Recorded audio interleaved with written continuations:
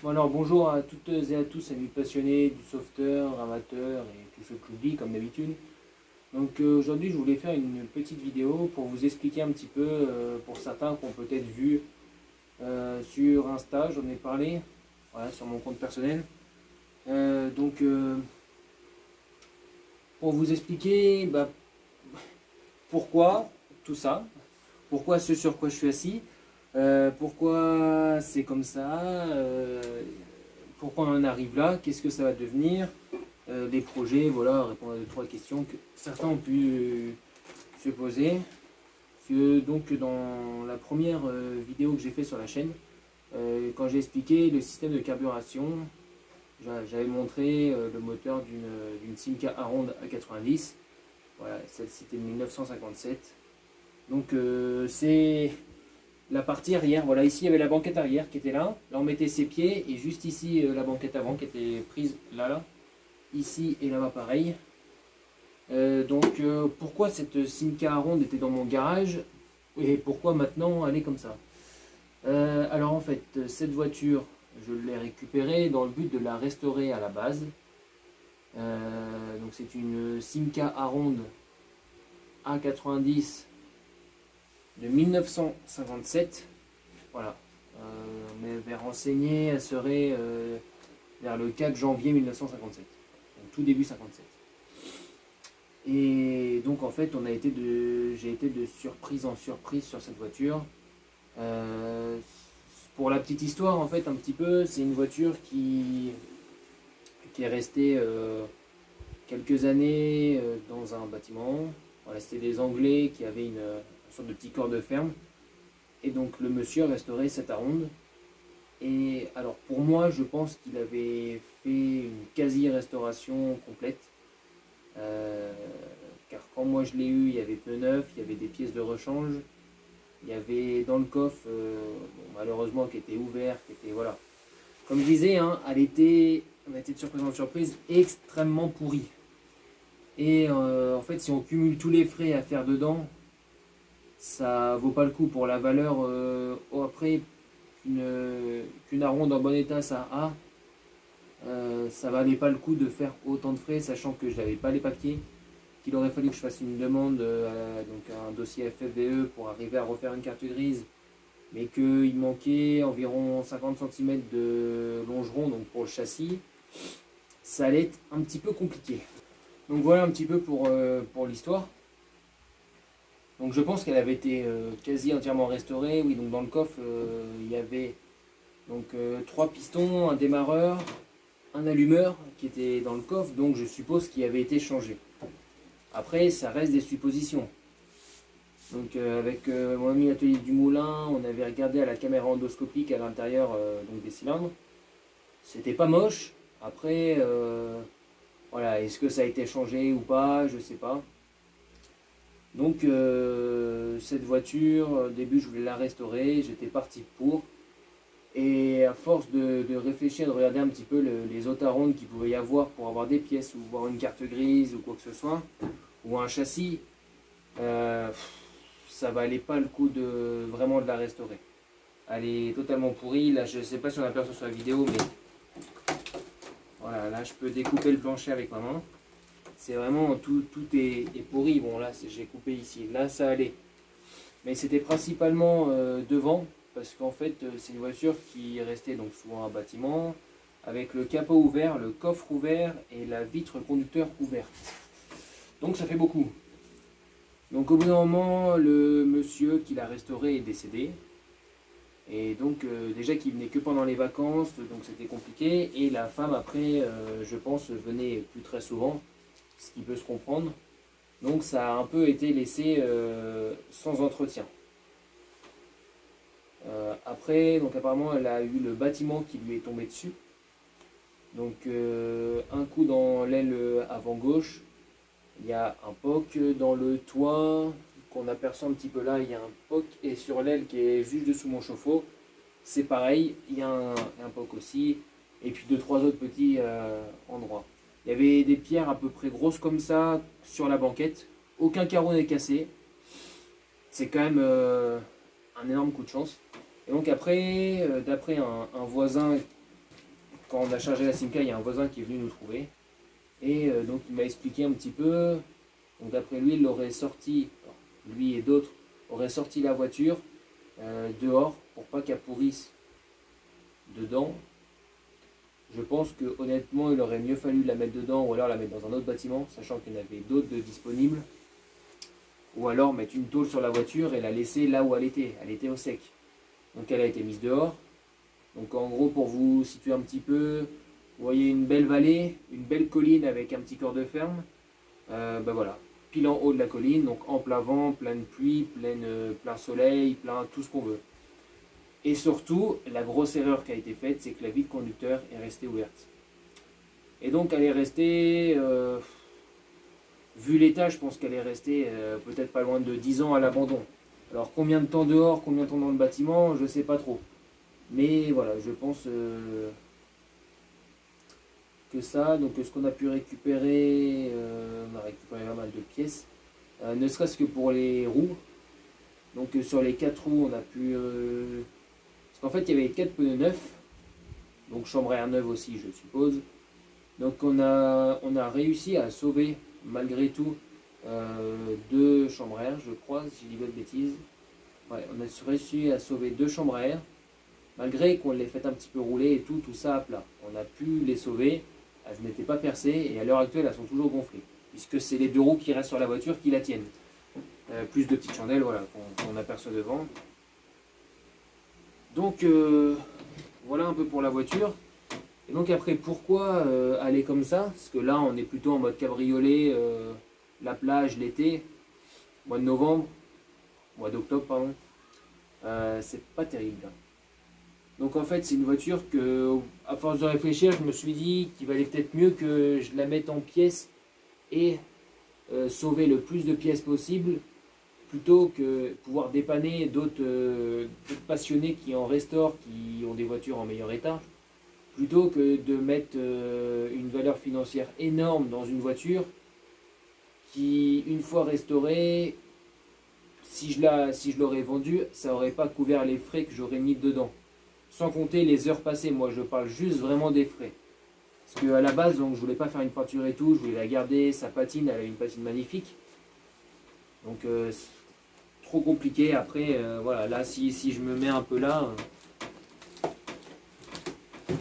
on entend que ça croustille un petit peu, on va dire. Et donc, ben voilà, un petit peu, cette voiture reste là, en pièces. Et donc, pourquoi elle est découpée comme ça? Tout d'abord, parce que tous les boulons, autant dire que c'est impossible d'essayer de les dévisser. Hein. Tous les boulons, on les découpe. Hein. Il n'y a pas d'autre solution. J'en ai essayé. Il y en a très peu qui sont venus sur la voiture. C'est... Pas, pour vous donner un exemple, sur une vingtaine, il y en a peut-être 3 qui sont venus en forçant. Donc voilà. Donc ce que j'ai fait, c'est que j'ai commencé par sortir le moteur et la boîte de vitesse parce que j'avais pas envie de séparer les deux. Et donc ben, ces pièces-là ont été vendues à un monsieur qui est vers Bordeaux, il me semble. Voilà, pour remettre le moteur d'origine dans la sienne, qui avait une Aronde avec le moteur Rush. Et d'origine, c'était le moteur flash. Et moi, dans la A90, c'était un moteur flash que j'avais. Donc voilà, tout lui convenait, c'était parfait. Ensuite, il y a la commande de clignotant, de phare de clignotant, qui est parti à un monsieur pour restaurer la sienne. Et après, il y a le système de frein et des écrous de roue qui sont partis chez un autre collectionneur d'Aronde. Voilà, écrous de roue parce qu'il restaure une Aronde dont les roues avaient été volées. Elle était en banlieue, je ne sais plus où. Enfin voilà, c'est parti un petit peu. Les enjoliveurs donc, sont partis aussi à un collectionneur d'Aronde. Il y avait 2 en bon état, un corrodé et un cabossé. Bon, il les a tous pris, voilà. Après, il fait ce qu'il veut avec. Hein. Donc après l'arrière, que je vais finir de découper ici. Voilà, comme ça, là j'ai commencé. Et donc tout l'arrière et tout l'avant. Donc en gros, la partie moteur et la partie coffre vont servir à fabriquer des gros fauteuils de garage dans le style de la voiture. Voilà. Donc pour le coffre, eh ben, on s'assoit dans le coffre, quoi. Voilà, donc ça c'est pour mon ami l'atelier du Moulin qui voulait faire ça, ce qui va sauver les ailes de la voiture, les phares, voilà, sauver un petit peu tout, garder un petit peu cette patine qui est quand même sympa. Moi de mon côté, j'ai gardé quelques pièces, je garde surtout le tableau de bord que je voudrais refaire parce que j'ai aussi un tableau de bord de Simca 9 qui est en plastique, donc la Simca un peu plus vieille. La Simca 9 qui devait être de 54 ou 55, 1955. Voilà, donc j'ai les deux tableaux de bord différents. Je me dis plus tard ça peut faire une déco sympa dans le garage. Mettons là de chaque côté de la lumière. Pas là il y a les tuyaux, mais de l'autre côté on peut le faire. Avoir les deux tableaux de bord bien refaits, bien jolis, je trouve que ça peut être vraiment sympa.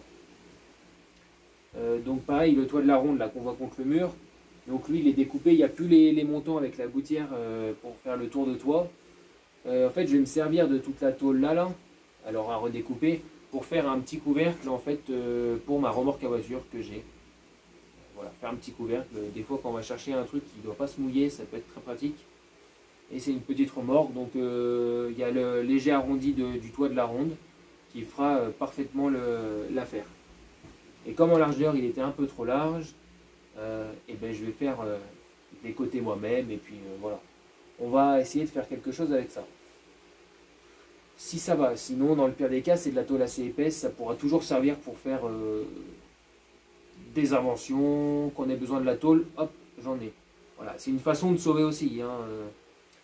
Donc après je garde le volant bien sûr. Et puis c'est à peu près tout. Après 2-3 pièces, bon, je vais pas faire le listing, mais voilà, 2-3 pièces qui peuvent toujours servir. Par exemple le support de batterie qui fait une équerre en tôle, voilà, ça peut toujours servir sur une autre voiture. Ou pour faire un support de je ne sais quoi, ça, voilà, c'est des morceaux comme ça qui peuvent servir. C'est pareil, le Vax d'expansion, c'est un bocal en verre. Je sais pas si j'en ai un pour vous montrer. Le vase d'expansion, en gros, à quoi ça ressemble. Alors, il y en a plusieurs comme ça. Donc là, je crois que c'est celui de lave-glace. Donc, qui est gradué, minimum, maximum. Voilà, ça fait un petit bocal en verre avec un couvercle en alu. Et celui-ci, ouais, il vient pas de cette aronde là. Ici, c'est troué, donc hop, on arrive à voir. Pour pouvoir passer le tuyau. Hop. Donc voilà, là on peut en voir un avec le tuyau qui descend dessous. Donc voilà, là après pour vous montrer un petit peu ce que j'expliquais tout à l'heure, donc le tableau de bord qui resservira à en faire une, et donc l'avant où on va s'asseoir, du coup par là où il y a ma caisse noire, on va s'asseoir devant. Et donc ici l'arrière, on est un peu dans la lumière.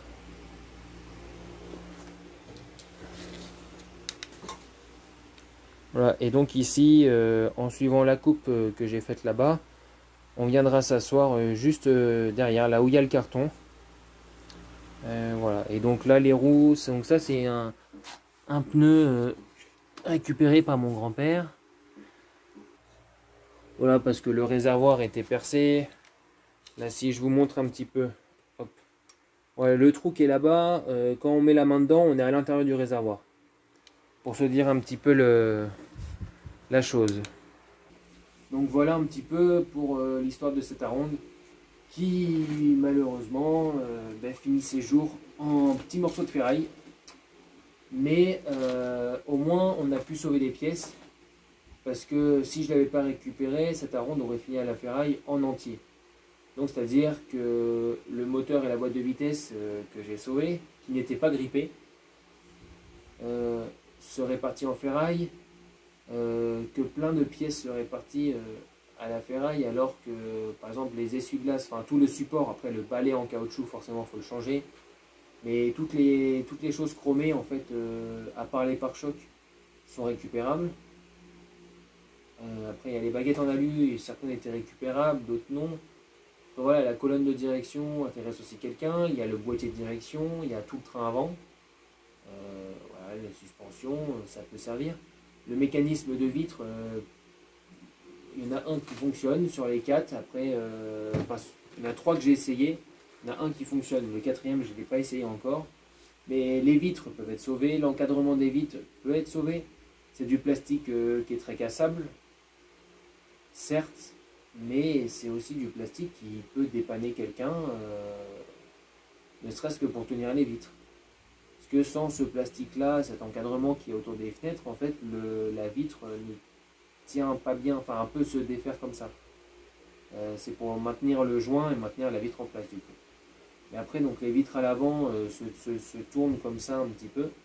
Il y a une sorte d'axe au milieu de la vitre, on va dire, dans le triangle, qui se tourne légèrement comme ça. Voilà, après, il y a quand même plusieurs pièces qui peuvent être sauvées. Après, c'est vrai que c'est compliqué parce que il y a les charnières de coffre, par exemple, qui pourraient être sauvées pour quelqu'un qui en aurait besoin.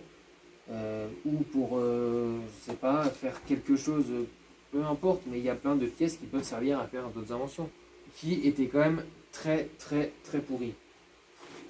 Le joint de vitre arrière, extrêmement pourri.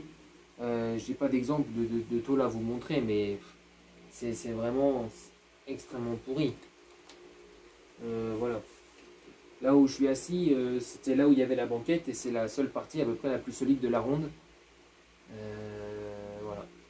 Parce que tout, en fait, la ronde, donc au niveau de tous les bas de caisse sont complètement morts. Côté conducteur, donc l'eau a pourri. Dans le bas de la portière, il y avait environ ça de terre, de pierre et donc forcément d'eau. Malgré que tout soit pourri, il y avait quand même ça de terre que j'ai enlevé, qui sont dans mon garage, que j'ai à nettoyer maintenant.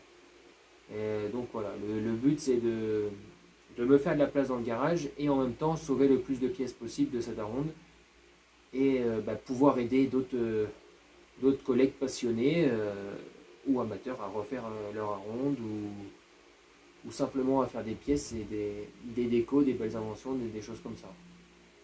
Voilà, sans sacrifier une voiture qui serait restaurable et sur lequel on vient découper pour faire un petit peu tout et n'importe quoi. Je trouve dommage, par exemple, d'aller couper une caisse qui est en bon état, parce qu'on pourrait s'en servir pour en refaire une pourrie. Par exemple, en fait, moi sur cette ronde, si on veut, j'aurais pu récupérer toute la mécanique et la mettre dans une autre caisse qui n'avait pas de mécanique.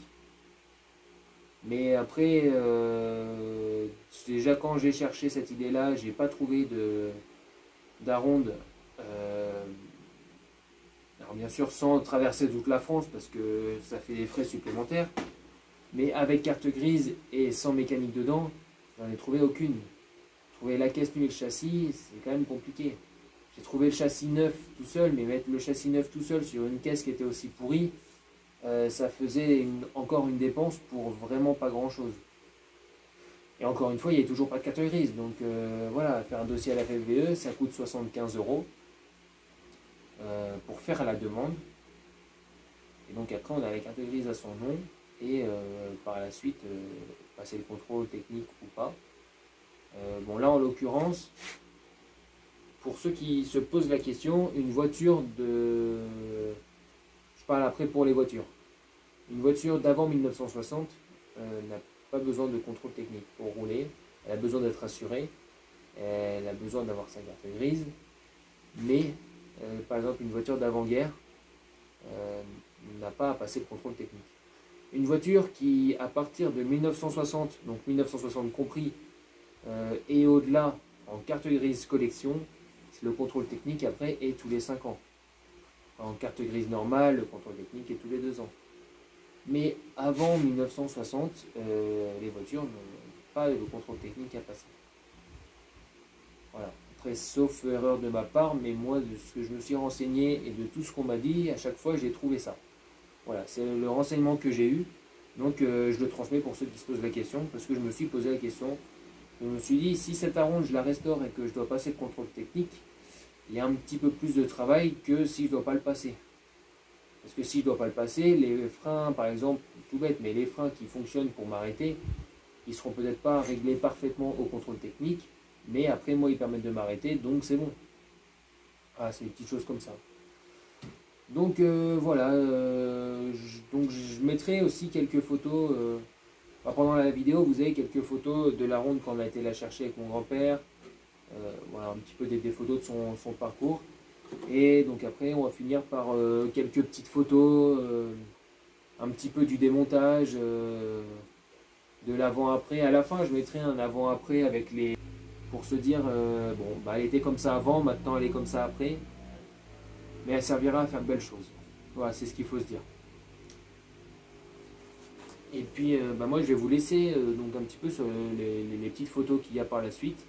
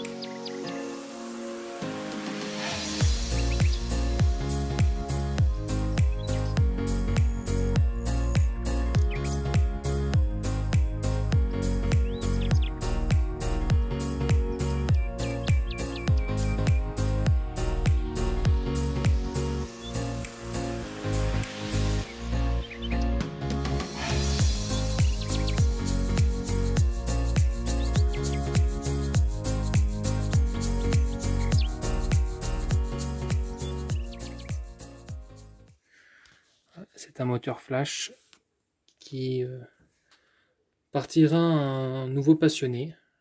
Voilà, cette voiture, elle va être en pièces.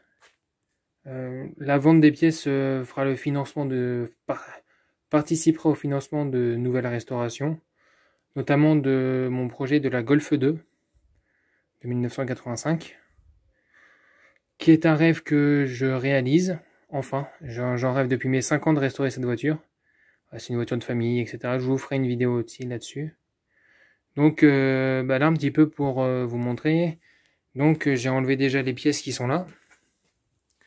Donc j'ai enlevé ce radiateur d'air, un bocal et puis un petit clip, c'est une durite quoi. Donc on avait déjà démonté le capot, enfin le capot était déjà démonté. J'avais démonté le morceau qui était sur les deux barres, où bien sûr tous les boulons ont coupé. Ensuite on avait enlevé le filtre air, j'ai enlevé le démarreur aussi. On avait regardé la voiture, le moteur était joli à l'intérieur au niveau des cylindres et tout. On voit encore donc il y a des pierres, il y a de la terre. Donc voilà, on a vraiment des morceaux de mur dedans. C'est pris des pierres, il y avait des pierres aussi à l'intérieur. Voilà, toutes les portes étaient fermées à clé, j'ai réussi à les ouvrir. Ici c'est cabossé. Ici c'est cabossé et on retrouve la même chose à l'arrière. Et sur le toit également, juste dans le coin ici, mais là on va pas voir parce qu'il y a des choses dessus. Niveau mécanique, voilà, ça a l'air plutôt joli. Alors après, à voir, hein, bien sûr. En tout cas, l'intérieur des chemises, les pistons et tout, il n'y a pas un pic de rouille. C'est pas oxydé, il n'y a rien du tout. Donc voilà, on va voir. Et donc voilà, je vais faire des petits plans de vidéo de temps en temps du démontage, parce que filmer le démontage, ça va être très long. Parce qu'il y a des boulons qu'on ne peut pas démonter, qu'il va falloir que je trouve une solution pour les enlever. Dans des endroits un petit peu inaccessibles, comme les supports de radiateur qui sont juste ici, qui en fait ont un écrou qui est soudé sur le châssis, sauf que le châssis est tellement pourri que du coup l'écrou est dessoudé, mais c'est à l'intérieur du longeron, donc je ne peux pas passer de clé. Donc je sais pas trop comment faire pour le moment.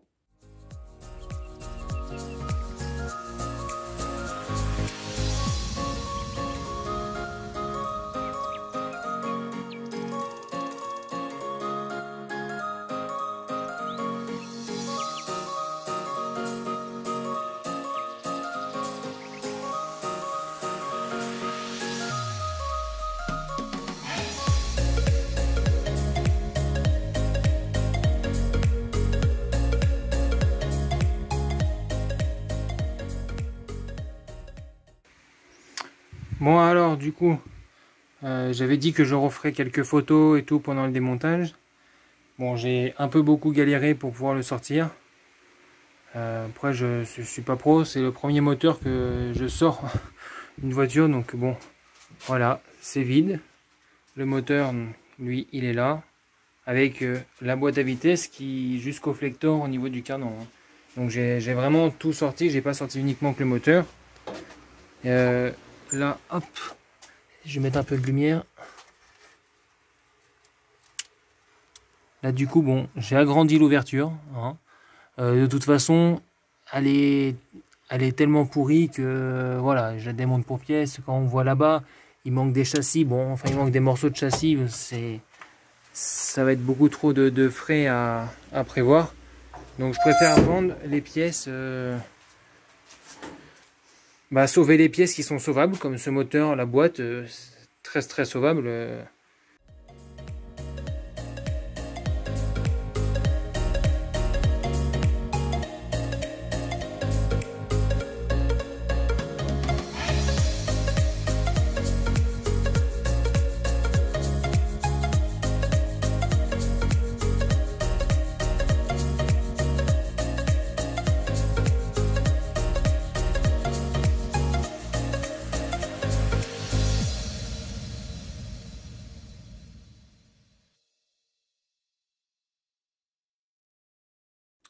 Donc les amis, nous sommes sur la Simca. Là actuellement je viens d'ouvrir les deux portes du côté qui étaient mal fermées. En fait je pense que c'est une voiture qui a été mise dehors fermée à clé, avec la fenêtre ouverte et les clés sur le contact. Enfin j'ai pas tout compris on va dire, de l'histoire qui s'est passée exactement, mais les portes sont fermées à clé. Donc là la serrure donc est grippée, fermée à clé. Bon, niveau dégâts, il y a beaucoup de saleté. Là, je viens juste d'ouvrir. Donc, j'ai seulement enlevé le joint ici. Bon, voilà. Après, dedans, voilà, on peut voir, il y avait un bidon derrière. Faut savoir que la Simca, elle était remplie. Je mettrai des photos. Enfin, j'ai déjà mis d'ailleurs des photos dans la vidéo. Où on voit la Simca quand j'étais la chercher. Il y avait donc ces lianes là, à l'intérieur. Et il y en avait beaucoup. Elles sont passées à travers le toit, mais on peut voir que l'intérieur en lui-même, malgré au moins 10 ans dehors, à la pluie, il n'est pas si atroce que ça. C'est-à-dire que là, quand on regarde ce panneau de porte, ça se voit qu'il a pris l'humidité et que les branches étaient là. Mais en soi, parce que les branches sont rentrées par les fenêtres ici, là, entre les fenêtres et les joints, et sont descendues, sont ressorties par-dessous pour certaines. Là, voilà, tout a poussé à travers. Donc, en fait, ça a détérioré encore plus les intérieurs. Mais on pourrait s'attendre à pire quand même. Là, l'avant, voilà, j'avais déjà nettoyé un petit peu par l'autre côté. Et donc voilà, bon, l'intérieur là est un peu arraché parce que ben, pareil, les lianes ont poussé à travers. Là, ben, il y a beaucoup plus de dégâts, hein. Si je mets ma lampe par-dessous, vous pourrez voir que on voit plusieurs trous. Voilà. Le bleu par contre à l'intérieur est magnifique. Le bleu métallique comme ça, je le trouve magnifique.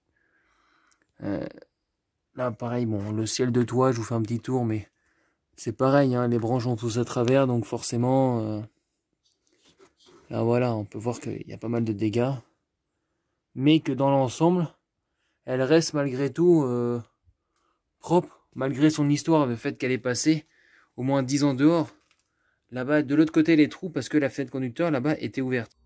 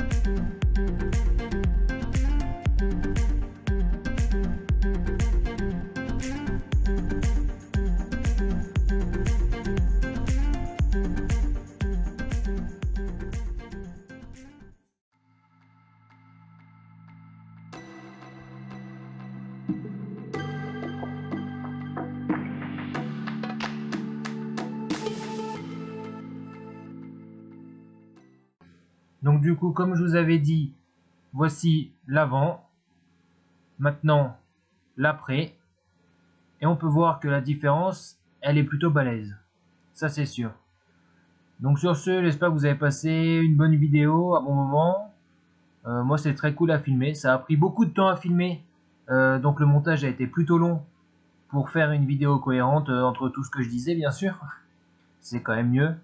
Donc sur ce, moi je vous dis à la prochaine pour d'autres vidéos. Bien sûr, n'hésitez pas à nous suivre sur la chaîne YouTube, mettre un petit j'aime, un commentaire, ça nous encourage énormément et en plus répondre, ça nous fait un plaisir, c'est vraiment incroyable. Vous avez aussi donc sur les réseaux, sur Facebook, sur Instagram. Voilà, on est très présent aussi dessus. On essaye de poster quand même assez souvent. Après ça dépend, le temps le permet, est-ce qu'on a le temps de le faire, est-ce qu'on arrive à prendre le temps aussi, parce que c'est compliqué. Donc voilà, et puis vous pouvez nous contacter partout, il y a aussi l'adresse mail, donc vous pouvez aussi nous contacter par mail. Et moi, je vous dis à bientôt, salut!